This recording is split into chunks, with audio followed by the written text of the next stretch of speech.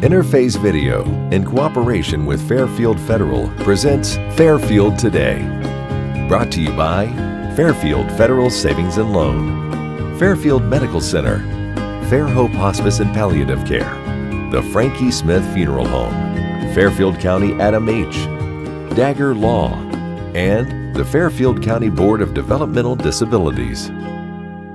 Hello friends, and welcome to Fairfield Today. Paul Jasson with you. Thanks for joining us. We are downtown in the lobby of Fairfield Federal, where they're so kind to give us a little corner of their big spacious lobby down here. And as we begin taping today, it's another beautiful spring day, Fairfield County. And as you move into the springtime of the year, and especially here in Lancaster and Fairfield County, there are so many wonderful events that kind of herald the beginning of summer, the springtime. We're going into them, and one of them is always exciting. It's the Chamber Awards Banquet coming up. It's going to be this week, this Thursday, May 8th. Be out at William Fisher High School, and we've got the president, the Chamber of Commerce, with us, Travis Markwood. Travis, welcome. Thanks, Paul. Thanks for having me. Always fun to have you on, because we always know this is kind of, I guess, your premier event. This is the one that I think is most recognized in a community where you're so involved, and this is the one where you really highlight great things that your members have done over the course of a year, or in some cases perhaps a lifetime of work, and they get the award this year. Yeah, absolutely. No, it is definitely our premier event throughout the year. I mean, we organize over 50 events a year of all different shapes and sizes, but this is definitely one of our key events that we hold throughout the year with some of the highest attendance. We'll have, with our trade show and our awards program and dinner, there's probably 500 to 600 people there.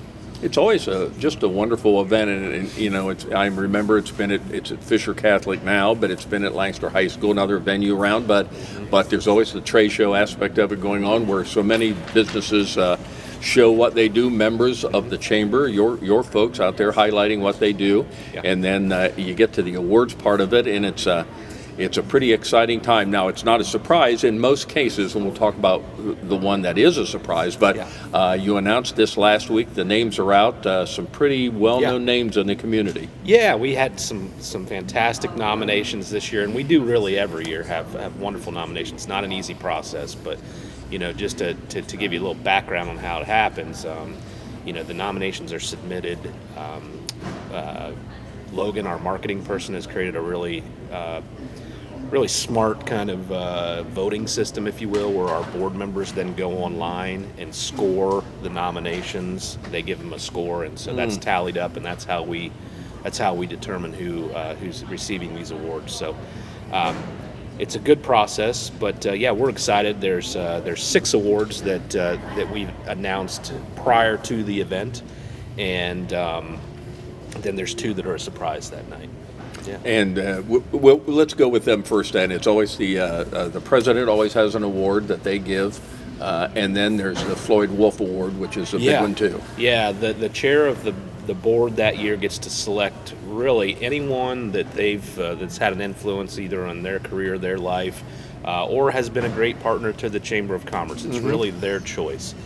So we've had a lot of really. That's a nice thing to give the outgoing or the current one to do that. Gives them a little feel like this. I've done my work, and now I'd like to give a little back. Yeah, and it's interesting because we get a lot of really interesting award recipients that way that probably wouldn't typically have been organized, but because the chairperson is involved with this organization or has an affinity towards this group, then a lot of times they get recognized. The other one, then again, is, like you mentioned, the Floyd Wolf Award, which is a long-standing award, and probably one of the biggest awards, along with the Athena Award that we give away. Everybody remembers, if you've been around of a certain age, you remember Wolfie. He was just one of the guys in the community. Right. Yeah, really set the groundwork for what philanthropy and volunteerism really means in our community. And we don't celebrate that here, but I always have the folks on for the Athena Award. That comes at a separate time from this, but that's always one of the big awards, and man, that's an exciting one too. It is, that's coming up in August, and we always look forward to that. McGraws just do a great job with their families, the chamber, and everybody. For sure. So let's go through these. Who we got this year? Who are the big hitters? Sure. Yeah. Well, we're excited to announce. Each year we give the Tammy Nooser Customer Service Award, and we've been doing that for over a dozen years now. Again, Tammy, employee of the Chamber of Commerce for a period of time, just did fantastic at her job. And again, we unfortunately lost her to a bout of cancer that succumbed to her. But we are really happy to be able to honor her with this award. And this year, the Customer Service Award goes to Kelson Henwood with the Lancaster Festival. Sure. Oh, she does a fabulous job around the community for a lot of years, and getting it done for the festival now. Absolutely.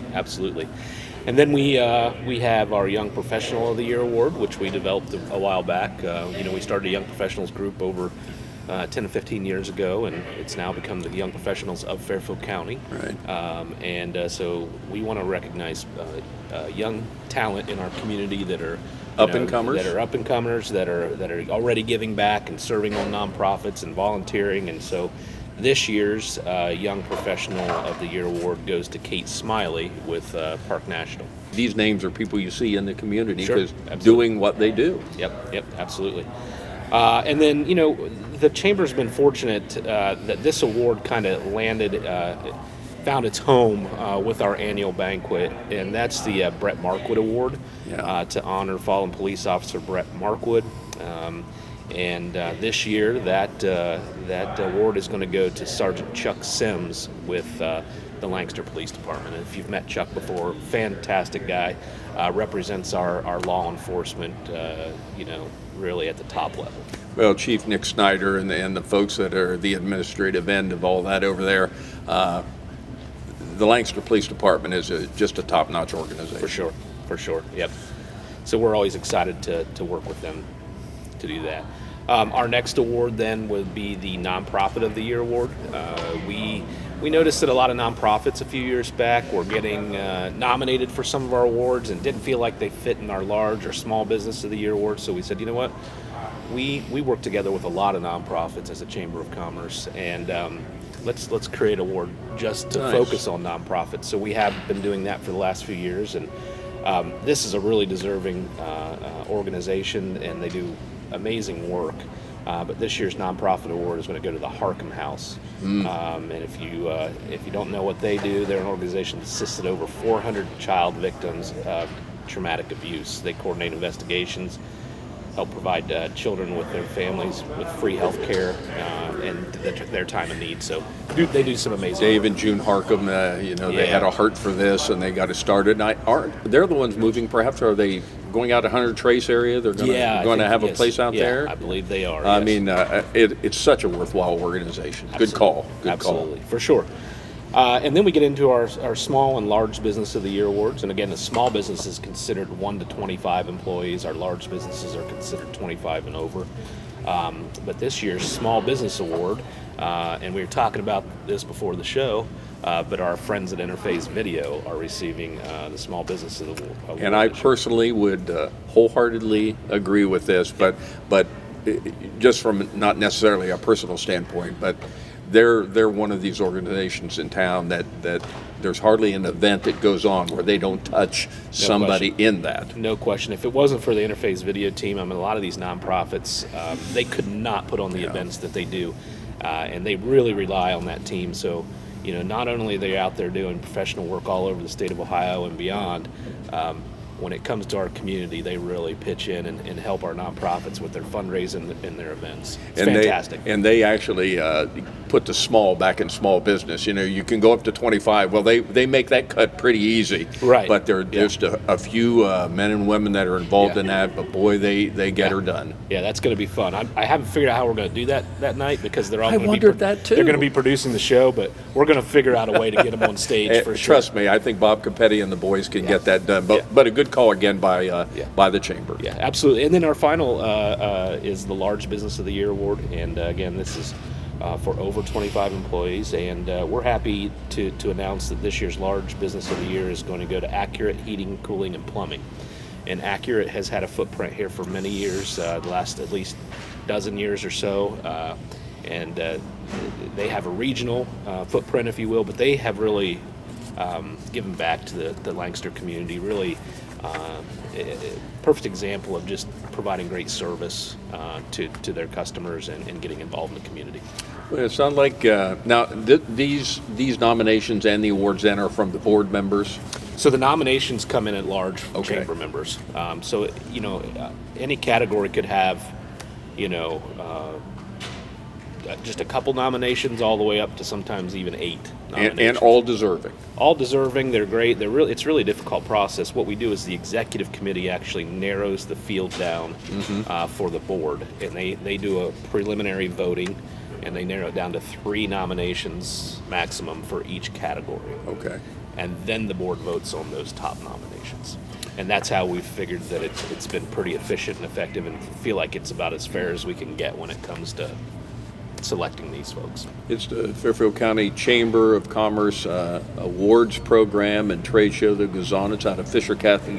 Again, it's coming on this week out there at 4:30 to 6 is the trade show, and a lot of networking. That's really when the rubber meets the road right there. A lot of people get to talk and perhaps like being on the golf course, I guess. This is where a lot goes on. It's a great networking opportunity. We'll have 100 exhibitors there, 100 of our members exhibiting, and again, it's kind of a happy hour and mixer, if you will, and people get a chance to meet new people and see old friends and old business acquaintances. So that's great. And then we move on down to the other gymnasium, the main gymnasium for our dinner and awards, and it's a great night. Well, it's always such a fun evening, and your website again is lancoc.org. And they've got all the information on there. And I tell you, if you go on the website, and you talked about this earlier, how many events in the course of a year, this is the one we all know about. Sure. But at any moment when you get on your website, there are things, seminars, and luncheons you put on just for, whether it's for taxes, it could be just for anything, but you just have so many events going on all the time. Yeah, no, we try to stay busy, and again, one of our main missions is to provide training and advocacy for our small business members. So we have anywhere from 15 to 20 person training sessions and lunch and learns, all the way up to 300 people at our State of the City, 300 people at our State of the County, State of the Schools address, to help create awareness within the community and the business community about some of these entities. So we run the gamut. Some of our events are enormous, and some of them are pretty small. But all important. All important. I mean, they always get the lunch and learn. I like that one. I don't know if I probably hadn't seen that on there, but that's a nice little. You like the lunch or the learn? Yeah. Both? I do. It's the Chamber Awards programs coming up this Thursday, May 8th. 4:30, the trade show networking starts. 6:30 is the dinner out of Fisher Catholic. It's online. And again, it's lancoc.org. They have it on there. Got a QR code. You can get all the information, the times, the place, everything. It's always a fantastic time out there. Best of luck for you and your huge staff. Speaking of small business, I would say you, Margie, and the folks over there, again, just a lot like Interphase. I mean, not a lot of people, but the work you churn out. Yeah, you got to get along, and we do, so luckily, Well, anyway, thanks for what the Chamber does. We appreciate it, and looking forward to Thursday night. Be a fun evening. Yeah, thanks, Paul. I really appreciate having us on. That's all right. President of the Lancaster Chamber of Commerce, Travis Markwood. We'll be back in just a moment.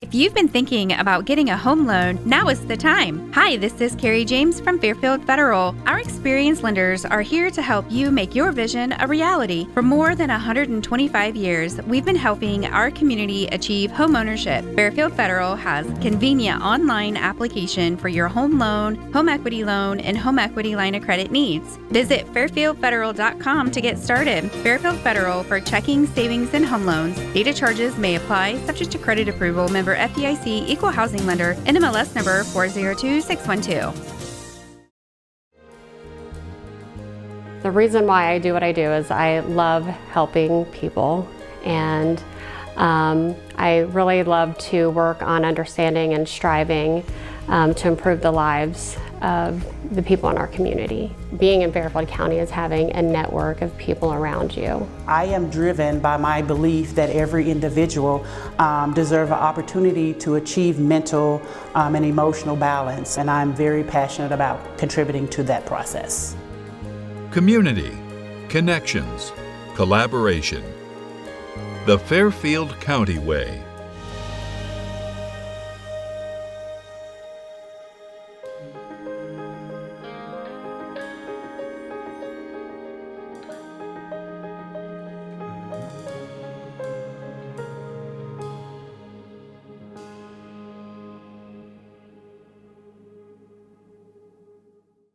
What makes Fairhope what it is our staff. It's always a question that we ask, why do you want to be here with us? And what they most always say is, you've touched my life this way. You know, you took care of this person, or I've seen what you've done and I want to do that. And so the staff that have been here know what it takes. They've been on the other side. They see what it takes to make someone comfortable, to make the family comfortable, and really what kind of support they need. And so I think that's what really makes Fairhope what it is. Fairfield Medical Center is more than a hospital. We're a health system that's been putting people first for more than a century. From the youngest patients to the eldest, our compassionate team of caregivers are here to support you through every season of life. We are healers, cheerleaders, patient advocates, and champions. Your health is our greatest accomplishment, and we are proud to serve you. Whatever you're searching for, you can find it at Fairfield Medical Center. Did you know Fairfield DD provides coordination for over 1,200 people in Fairfield County? That's 1,200 unique journeys, each filled with talents, dreams, and challenges. And while no two paths are the same, one thing is true for everyone. Life is easier when you have the right support. That's why we're here. From early childhood milestones to school transitions, employment, and adulthood, Fairfield DD connects individuals and families with the resources they need every step of the way. When the right support is available, a vibrant community where people lead lives of greater independence and make meaningful contributions becomes possible. Learn more at fairfielddd.com and check us out on social media. Together, we're building a more inclusive Fairfield County. The Frankie Smith Funeral Home and Crematory in Lancaster and the Johnson Smith Funeral Home in Baltimore have a long and wonderful history of serving our community. Feel free to give us a call at 740-653-0652. Stop in and see us at either of our two locations, 405 North Columbus Street in Lancaster and 207 South Main Street in Baltimore. Respect for tradition, regard for change. One of the events that, or things that I like to have new things on to talk about periodically, and one I heard about recently, I just happened to run into my guest today, and let me introduce him, Judge Jim Fields, who is one of the municipal court judges. You didn't have any trouble getting here from work? 2-block walk. That was good. It wasn't raining, so I was good. That was good. But the judge has started several, and what was the name of these courts? I mean, the general name was? Drug Court, Mental Health Court, yeah. Opportunity Court, and Veterans Court, which we call Patriot Court. Okay, and those are the ones that, and Drug Court's been going on for quite a while. Judge Trimmer, I think prior to Judge Fields being involved, started that one. But one that I just happened to run into the judge recently, and he's talking about Veterans Court, which kind of pinged with me a little bit. Anything about the veterans I enjoy talking about. And this is, I won't say it's relatively new, 5-6 years been going on? Yep. How many people you run through there, you think? Right now we've got 16. At any time we have anywhere between 12 and 16 because they have to phase through. It's about a year and a half project. So we've had a number of people come through. And tell us, what are the qualifications, or what has to happen to the veteran to fall under this Veterans Court under you? Well, first of all, they've got to unfortunately commit a crime. Yeah. It's usually a probationary period. They've already been convicted of something, whether it be drugs, alcohol, act of violence, a lot of post-traumatic stress in our program. I'd say everything is post-traumatic stress. But then we make a determination whether or not they would qualify. All you really have to do is be a veteran. Well, you don't even have to be a veteran. Terminology is huge in my court because military service is the key. Mm-hmm. Because when I first started the court, before I started the court, I was asking the wrong question. One of the sentencing guidelines when you go through a sentence is, have you ever served? And my question would always be, are you a veteran? I'd get people tell me, no, they're not a veteran, but then I'd find out later they served in the military, but they did not consider themselves veterans because they didn't serve in a war. Yeah. They were just military. Well, that was the wrong question. DD 214. So we changed the question to, have you ever served in the military? We changed our probation questionnaire to, have you ever served in the military? And that way we started catching a lot more people. And I'm sure that was an important find. Oh, it was, because I was missing them. I had 2 people that had gone through my mental health court that had prior military experience, but without knowing that they were there, we would have never expanded. now Chief Justice Kennedy, she was Justice Kennedy then, came down to see me one day because I already had 3 courts, and she's very big into veterans courts, and she basically said, why don't you have one? And I said, well, I don't have that many veterans or military personnel. And she said, well, my study shows you've got between 9 and 12,000 in Fairfield County. News to me. So then we started investigating it. We then applied for a federal grant. We got a federal grant, and that's when we started the Patriot Court. And again, it started in November of 19.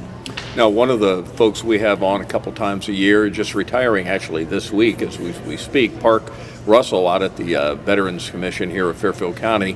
You work closely with him probably in identifying people that could utilize you. Utilizing or enhancing discharges. Park's been very important to us in getting basic services, whether it's getting qualified for services at the VA, a upgrade in discharge, things like that.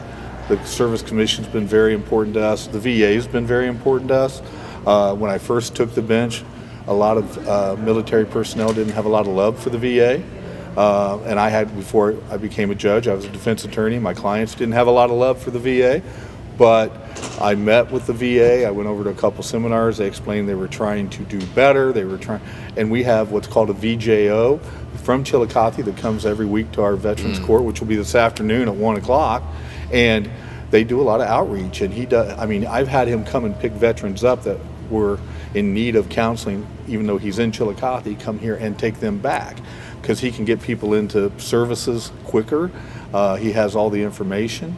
And so my Veterans Court probation officer will reach out to him. I have a probation officer, Kendra Jewett-Reynolds, who is former Air Force military. That always helps. Oh yeah, because I found that a military person responds to a military person, not to me. Yes. And I understand that, because no, I can't say I know what you're going through.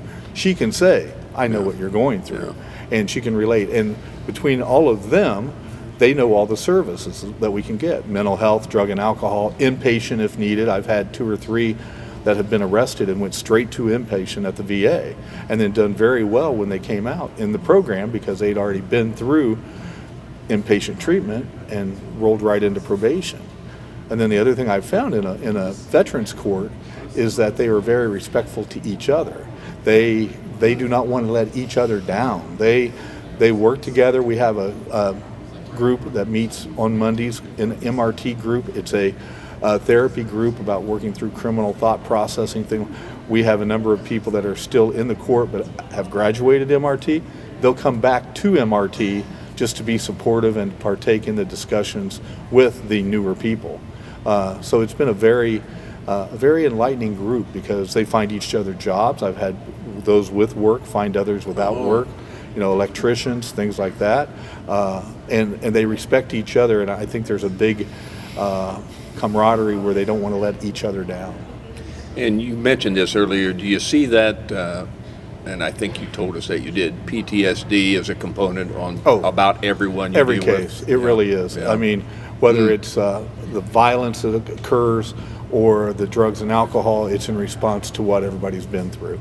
And that's part of what we get them hooked up with the VA, is for that, because PTSD is a specialized treatment. Not everybody can do it. Now, we do have the local agencies that partake in that court. New Horizons, Lancaster Recovery Services, Recovery Center. They're there because there are some veterans that don't want to go to the VA, and you're not required to go. I just think you can get specialized services there. But if you're more comfortable doing something locally, I want to go with what your comfort zone is. I just want you to be in some kind of treatment. And that's the important part. Do the people stay with you through their probationary period, whatever that is? Yeah, typically it's a 2-year probation. We go through phases. Phase 1, they have to test 3 times a week. They got to see me every Monday at 1 o'clock. Treatment team comes in. All the people that are providing services, I meet with them before the individuals come in. Phase 2, cut back to 2 times a week, and then you get to cut down on your testing, how often you have to see me. It's every other week.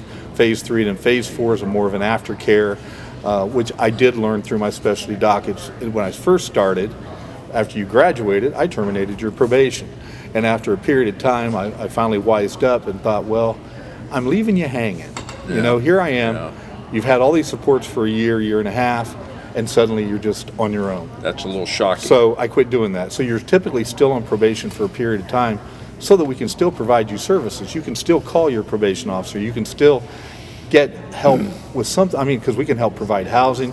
We have Lutheran Social Services, the veterans housing out there. They're part of the program. Homeless veterans, they can go out there. They have their own housing for homeless vets. So yeah, there's a lot of wraparound services that people just don't know about until they get involved. And I think that's something in a community like this, where we are a smaller community. A lot of people, and I'm sure the VA, Park and those people, their job always seems to be telling people what's available out there, because veterans just don't know. And I think that's probably what you're opening their eyes to. You may have these problems, you're not the first one probably, and there are ways to go here. And a lot of times with the veterans, they may have been told there are things out there, but they don't think they need help. Yeah. Whereas I can make them need help. Well, and that's part of it, because I'll get a lot that I don't need that, or I won't do that because I'm not asking for help. Well, you don't have a lot of choice here. Yes. You got jail, you got help. I think I'll go. Yeah, I'll go. And then and typically when they graduate, they do have to give a speech, and typically they'll talk about, when I started with this, I thought it was a bunch of and then but the more I got into it and the help I got, they're very positive by the end.